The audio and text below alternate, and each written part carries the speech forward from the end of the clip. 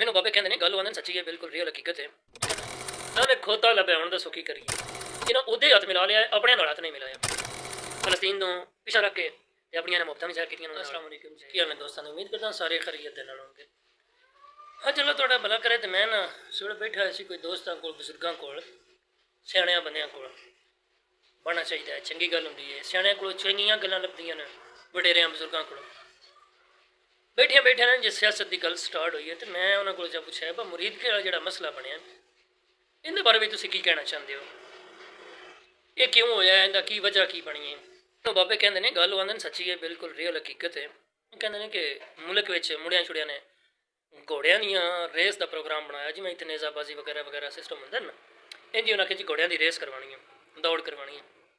ਖੈਰ ਉਹਨਾਂ ਦਾ programme final ਹੋ ਗਿਆ, ਦਿਨ ਵਾਰ ਤਾਰੀਖ ਮੁਕਰਰ ਹੋ ਗਏ। ਇੰਝ ਹੋਇਆ ਕਿ ਵਿੱਚ ਨਾ ਉਸ ਮੁਲਕ ਦੇ ਜਿਹੜੇ ਜੱਜ ਜਾਂ ਵਡੇਰੇ ਸਨ ਨਾ, ਹਕੂਮਤੀ ਨੁਮਾਇੰਦੇ, ਉਹਨਾਂ ਆਖਿਆ ਬਈ ਇੰਝ ਕਰੋ ਕਿ ਅਸਾਂ ਵੀ ਆਪਣਾ ਵੇ ਘੋੜਾ ਵਜਾਣਾ। ਉਹਨਾਂ ਆਖਿਆ ਤੁਸੀਂ ਸਾਡੇ ਮੁਹਤਰਮ ਹੋ, ਹਕੂਮਤ ਨੂੰ ਅਸੀਂ ਹਰਾ ਨਹੀਂ ਸਕਦੇ, ਹਕੂਮਤ ਨੂੰ ਹਰਾਵਾਂਗੇ ਤਾਂ ਮਸਲਾ ਖਰਾਬ ਹੋਵੇਗਾ। ਜੱਜ ਸਾਹਿਬਾਨ ਸਾਡੇ ਮੁਹਤਰਮ ਨੇ, ਜੱਜਾਂ ਨੂੰ ਵੀ ਅਸੀਂ ਹਰਾ ਨਹੀਂ ਸਕਦੇ। ਹੁਣ ਤੁਹਾਨੂੰ ਕਿਵੇਂ ਅਸੀਂ ਹਰਾਈਏ, ਤੁਹਾਨੂੰ ਹਰਾਈਏ ਤਾਂ ਸਾਡਾ ਮੁਲਕ ਕਰ ਗਿਆ, ਲਿਹਾਜ਼ਾ ਅਸੀਂ ਤੁਹਾਨੂੰ ਹਰਾ ਨਹੀਂ ਸਕਦੇ। ਅਤੇ ਦੂਜੇ ਨੰਬਰ 'ਤੇ ਤੁਹਾਡਾ ਸਾਡਾ ਮੁਕਾਬਲਾ ਨਹੀਂ ਬਣਦਾ, ਸਾਡੇ ਮੁੰਡਿਆਂ ਦੀ ਚਲੋ ਗੱਲਬਾਤ ਹੈ ਅਤੇ ਸਾਨੂੰ ਤੁਸੀਂ ਕਰਨ ਦਿਓ ਪ੍ਰੋਗਰਾਮ। ਉਹਨਾਂ ਆਖਿਆ ਜੇ ਸਾਡਾ ਘੋੜਾ ਨਹੀਂ ਵੱਜਣਾ ਤਾਂ ਫਿਰ ਰੇਸ ਹੋਣੀ ਨਹੀਂ। ਖੈਰ ਉਹਨਾਂ ਮੁੰਡਿਆਂ ਛੁੜਿਆਂ ਆਖਿਆ ਬਈ ਕੰਮ ਖਰਾਬ ਹੈ, ਜੇ ਰੇਸ ਨਾ ਇਹਨਾਂ ਦਾ ਘੋੜਾ ਨਾ ਦੌੜਾਈਏ ਤਾਂ ਪ੍ਰੋਗਰਾਮ ਖਰਾਬ ਹੁੰਦਾ ਹੈ। ਅਤੇ ਸਾਰਿਆਂ ਮੁੰਡਿਆਂ ਸਲਾਹ ਕੀਤੀ ਵੀ ਚਲੋ ਠੀਕ ਹੈ, ਉਹਨਾਂ ਨੇ ਤੁਸੀਂ ਵੀ ਰੱਖ ਲਓ ਆਪਣਾ, ਫਿਰ ਵੇਖਦੇ ਜੋ ਬਣਿਆ। ਜੱਜ ਵੀ ਮੁਕਰਰ ਹੋ ਗਿਆ, ਜਿਨ੍ਹਾਂ ਫੈਸਲਾ ਦੇਣਾ ਸੀ, ਸਾਰੇ ਮਾਮਲਾਤ ਮੁਕਰਰ। ਖੈਰ ਉਹਨਾਂ ਦਾ ਵੀ ਘੋੜਾ ਵਿੱਚ ਐਗਰੀ ਹੋ ਗਿਆ ਮੁੰਡੇ। ਉਹਨਾਂ ਆਖਿਆ ਜੀ ਠੀਕ ਹੈ, ਹੋਰ ਬਾਅਦ 'ਚ ਕੋਈ ਨਹੀਂ ਸੀ ਹੈ। ਰੇਸ ਵਾਲਾ ਦਿਨ ਆਇਆ, 1-2 ਦਿਨ ਪਹਿਲੇ ਹੀ ਜਨਾਬ ਉਹਨਾਂ ਦੱਸਿਆ ਬਸ ਸਾਡੇ ਕੋਲ ਨਾ ਘੋੜੇ ਦਾ ਅਰੇਂਜਮੈਂਟ ਨਹੀਂ ਹੋਇਆ। ਤਾਂ ਉਹਨੇ ਖੋਤਾ ਲੱਭਿਆ, ਹੁਣ ਦੱਸੋ ਕੀ ਕਰੀਏ। ਮੁੰਡਿਆਂ ਆਖਿਆ ਖੋਤੇ ਦੀ ਤਾਂ ਘੋੜੇ ਦੀ ਕਿਹੜੀ ਰੋਸ, ਤੁਸੀਂ ਰਹਿਣ ਦਿਓ। ਉਹਨਾਂ ਆਖਿਆ ਨਾ ਬਚਣਾ ਸਾਡਾ ਜ਼ਰੂਰ ਹੈ, ਭਾਵੇਂ ਖੋਤਾ ਹੀ ਬੱਚੇ। ਉਹਨਾਂ ਆਖਿਆ ਫਿਰ ਕਿਵੇਂ ਬਚਾਵੀਏ ਤੁਹਾਡਾ ਖੋਤਾ ਹੁਣ।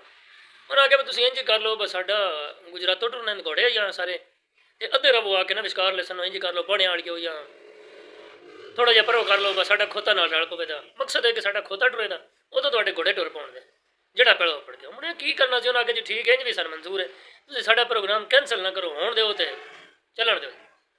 ਅੱਛਾ ਉਹ ਖੋਤਾ ਲੈ ਕੇ ਆ ਗਿਆ, ਉਹਨਾਂ ਜਨਾਬ ਪਾਣੀ ਵਾਲੀਓ ਟੋਰ ਲਿਆ, ਘੋੜੇ ਜਨਾਬ ਗੁਜਰਾਤੋਂ ਟੁਰ ਪਿਆ। ਖੈਰ ਹੋਈ ਗੱਲ ਕਿਹੜੀ ਵਾ, ਉਹ ਜਿਹੜਾ ਖੋਤੇ ਉੱਤੇ ਬੰਦਾ ਬੈਠਾ ਹੈ, ਹੋ ਸਕਿਆ ਖੋਤਾ ਵੀ ਕੋਈ ਨਾ ਟੁਰਦਾ ਪਿਆ। ਉਸ ਪਿੱਛਾ ਰਬਤਾ ਕੀਤਾ ਉਹਨਾਂ ਨੇ। ਉਹਨਾਂ ਕਿਹਾ ਹੁਣ ਕੀ ਕੀਤਾ ਜਾਏ। ਉਹਨਾਂ ਆਖਿਆ ਜਿਹੜਾ ਘੋੜਾ ਨਾਲੋਂ ਲੱਗਣ ਲੱਗਿਆ ਨਾ ਤੁਹਾਡੇ ਤੋਂ, ਖੋਤੇ ਤੋਂ ਅੱਗੇ ਲੱਗਣ ਲੱਗਿਆ, ਹੁਣ ਫੜ ਲੈਣਾ ਲਾਣਾ, ਤੂੰ ਕਾਨੂੰਨ ਦੀ ਖਿਲਾਫ ਵਰਜ਼ੀ ਕੀਤੀ, ਤੂੰ ਕਾਨੂੰਨ ਦੀ ਖਿਲਾਫ ਵਰਜ਼ੀ ਕੀਤੀ ਹੈ, ਤੂੰ ਲਿਹਾਜ਼ਾ ਦਹਿਸ਼ਤਗਰਦ ਹੈ, ਤੂੰ ਚੋਰ ਹੈ, ਤੂੰ ਡਕੈਟ ਹੈ, ਤੂੰ ਕਾਨੂੰਨ ਦੀ ਖਿਲਾਫ ਵਰਜ਼ੀ ਕਰ ਲਿਆ, ਤੂੰ ਨਹੀਂ ਬਚਾ ਸਕਦਾ, ਤੂੰ ਗੇਮ ਤੋਂ ਬਾਹਰ ਹੋ ਗਿਆ, ਆਊਟ ਹੋ ਗਿਆ। ਉਹ ਨਾ ਬਿੰਜ ਕੰਮ ਸ਼ੁਰੂ ਹੋ ਗਿਆ। ਹੁਣ ਘੋੜੇ ਉੱਥੋਂ ਭੱਜ ਕੇ ਪਹਾੜਿਆਂ ਵਾਲੀ ਤੋਂ ਅੱਗੇ ਲੱਗਣ ਲੱਗੇ। ਉਹਨਾਂ ਆਖਿਆ ਜਨਾਬ ਤੁਸੀਂ ਕਾਨੂੰਨ ਦੀ ਖਿਲਾਫ ਵਰਜ਼ੀ ਕੀਤੀ ਹੈ, ਲਿਹਾਜ਼ਾ ਤੁਸੀਂ ਗੇਮ ਤੋਂ ਬਾਹਰ। ਹੁਣ ਕੀ ਕਰ ਸਕਦੇ ਹਾਂ, ਅੱਗੇ ਵੇਖੋ ਕੌਣ ਕੌਣ ਖਲੋਤੇ ਅਤੇ ਬੈਠੇ ਅਤੇ ਕਿਹਨਾਂ ਦਾ ਖੋਤਾ।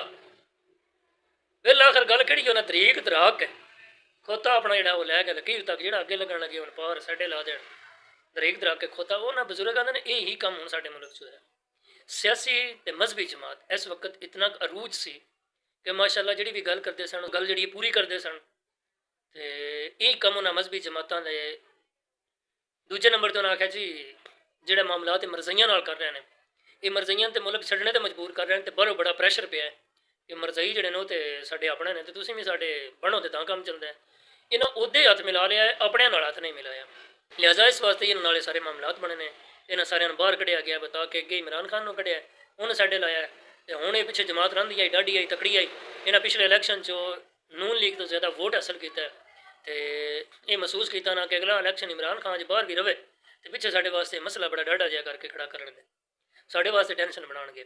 ਲਿਹਾਜ਼ਾ ਇਹਨਾਂ ਨੂੰ ਇਸ ਵਾਸਤੇ ਕਰਕੇ ਬਾਹਰ ਕੱਢਿਆ ਜਾ ਰਿਹਾ ਹੈ, ਕਲਅਦਮ ਕਰਾਰ ਦਿੱਤਾ ਜਾ ਰਿਹਾ ਹੈ ਕਿ ਸਾਡੀ ਜਿਹੜੀ ਉਹ ਪਿੱਛੇ ਇਕੱਲੇ ਹੋਵਾਂਗੇ, ਮੋਝਾ ਮਾਰਾਂ ਅਤੇ ਭਾਵੇਂ ਤਰੀਕੀਏ, ਭਾਵੇਂ ਜਿਵੇਂ ਵੀ ਕਰੀਏ, ਅਸੀਂ ਅਪੜਾ ਲਵਾਂਗੇ ਕੋਲ ਲਗਾ ਲਕੀਰੇ ਦੇ, ਅਤੇ ਅਸੀਂ ਜੁੱਤ ਵੀ ਜਾਵਾਂਗੇ।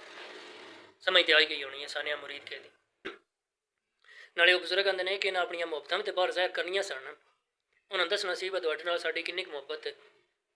ਫਲਸਤੀਨ ਤੋਂ ਪਿੱਛਾ ਰੱਖ ਕੇ ਅਤੇ ਆਪਣੀਆਂ ਇਹਨਾਂ ਮੁਹੱਬਤਾਂ ਵੀ ਜ਼ਾਹਿਰ ਕੀਤੀਆਂ ਉਹਨਾਂ ਨਾਲ, ਅਤੇ ਇਸ ਵਾਸਤੇ ਸਾਨੀਆ ਮੁਰੀਦ ਕੇ ਅਤੇ ਸਾਰੇ ਮਾਮਲਾਤ ਬਣੇ ਨੇ।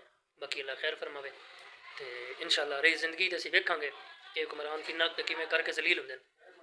ਇਜਾਜ਼ਤ ਦਿਓ, ਇਨਸ਼ਾਅੱਲਾ ਫਿਰ ਮਿਲਾਂਗੇ ਨਵੀਂ ਵੀਡੀਓ ਦੇ ਨਾਲ। ਅੱਲਾ ਹਾਫਿਜ਼, ਅੱਲਾ ਨਿਗਹਿਬਾਨ।